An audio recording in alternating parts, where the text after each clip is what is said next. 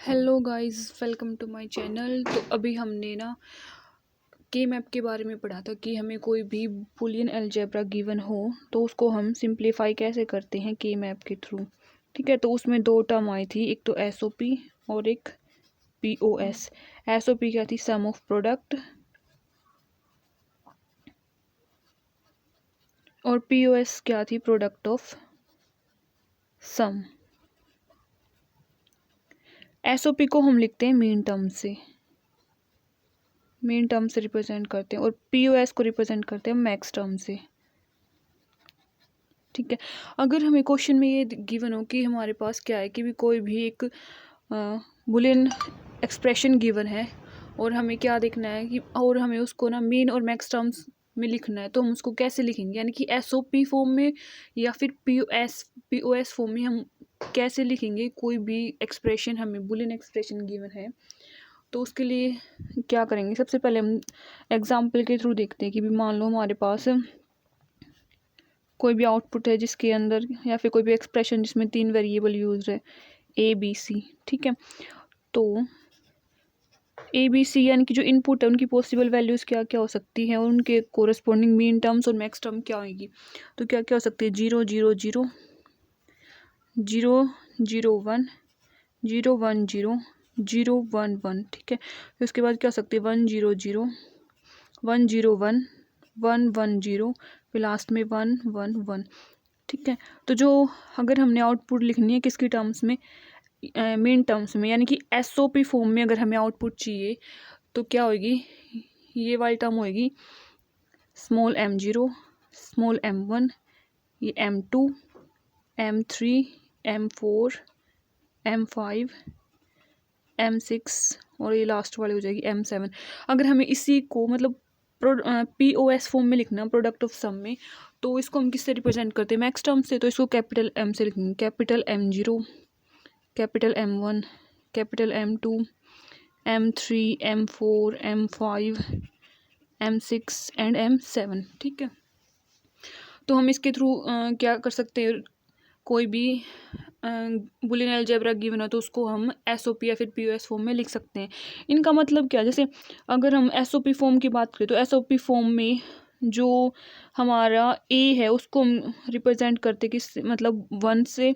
1 represent करता है हमारा ए को, और ए बार का मतलब क्या हो जाएगा? 0। लेकिन अगर पीओएस फॉर्म की बात करें, पीओएस में तो क्या ए को 0 से रिप्रेजेंट करेंगे और ए बार को 1 से रिप्रेजेंट करेंगे। ठीक है, एसओपी फॉर्म में तो क्या करेंगे? ए को तो 1 से और ए बार को 0 से, और पीओएस फॉर्म में किससे करेंगे? ए को तो 0 से और ए बार को 1 से। जैसे हमारे पास ये है, जैसे हम ये वाली ले लेते हैं 0 0 1, यानी कि ए बी सी की ये वैल्यू है। तो अगर हम इसको किस में लिखना है? एसओपी फॉर्म में लिखना है, तो ये क्या होएगा? एसओपी फॉर्म में 0 है, 0 को हम एसओपी फॉर्म में ए बार से रिप्रेजेंट करते, तो ये ए बार, बी भी 0 है तो बी बार, सी 1 है तो सी। ये तो एसओपी में हो जाएगी। और पीओएस में क्या हो जाएगा? ये इसको 0 की बजाय ए को 1 से, ए बार को तो 1 से और ए को 0 से रिप्रेजेंट करेंगे। ठीक है, चलो हम एक क्वेश्चन को सोल्व करते हैं जिसमें क्या गिवन है। इस क्वेश्चन में हमें क्या बताना है? मेन टर्म्स बतानी है, और एक एक्सप्रेशन गिवन है हमें, मतलब एफ कोई फंक्शन है इनपुट्स का, पी क्यू और आर का, ये गिवन है, ये मिनिमाइज फॉर्म में गिवन है।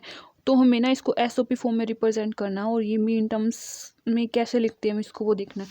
तो जैसे हमें ये एफ गिवन है, P Q plus Q R बार प्लस पी आर बार, तो सबसे पहले हमें क्या करना? जैसे इसके अंदर 3 इनपुट है पी क्यू आर, तो सबसे फर्स्ट काम हमारा होगा जो भी इनपुट वेरिएबल इसके इस एक्सप्रेशन में प्रेजेंट नहीं है उसको हमें लिखना है, उसको लिखना है। जैसे हमें पता है कि भी अगर 1 हो, 1 को हम क्या लिख सकते हैं? ए प्लस ए बार। ठीक है, तो इसी तरीके से जैसे इसमें इसी वे से अगर कोई भी इनपुट इसमें प्रेजेंट नहीं है तो उसको इस टर्म में हमें लिखना है इस एक्सप्रेशन के अंदर। तो जैसे अगर हम इसको देखें तो इसमें सिर्फ P है और Q है, R नहीं है, तो इसमें क्या लिखेंगे? इसको लिख सकते हैं हम P Q इंटू 1 प्लस, इसमें P नहीं है तो 1 क्यू आर बार प्लस, इसमें क्यू नहीं है तो पी इंटू 1 इंटू आर बार। तो इस 1 को हम क्या लिख सकते हैं, क्योंकि इसमें आर प्रेजेंट नहीं था तो इसको आर की टर्म्स में लिखना है, P Q R plus are bar plus, इसमें पी प्रेजेंट नहीं था तो इसको हम क्या लिखेंगे, पी प्लस पी बार, फिर क्यू ये आर बार, फिर इसमें क्या नहीं था, क्यू नहीं था तो P Q plus Q bar और फिर ये आर बार हो जाएगा।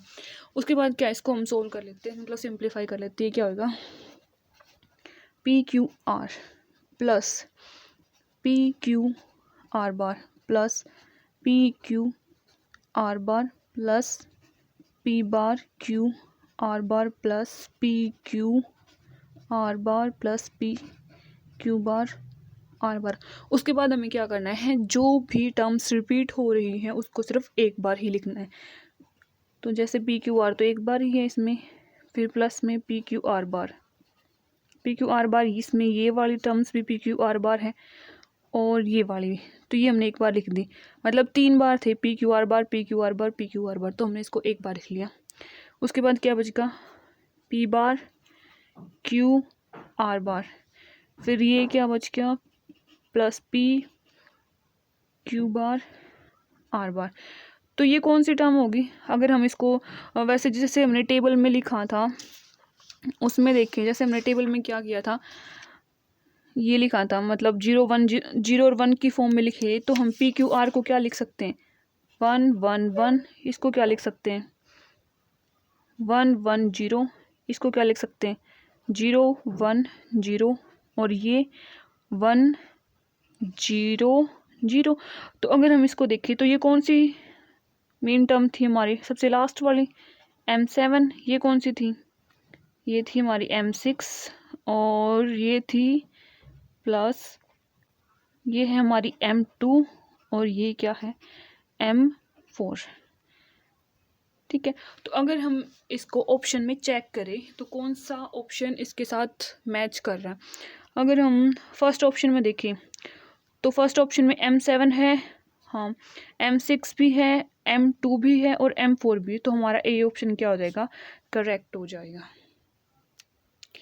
सो हम इस वे से किसी भी एक्सप्रेशन को मेन टर्म्स में रिप्रेजेंट कर सकते हैं। आई होप आपको ये समझ आया होगा।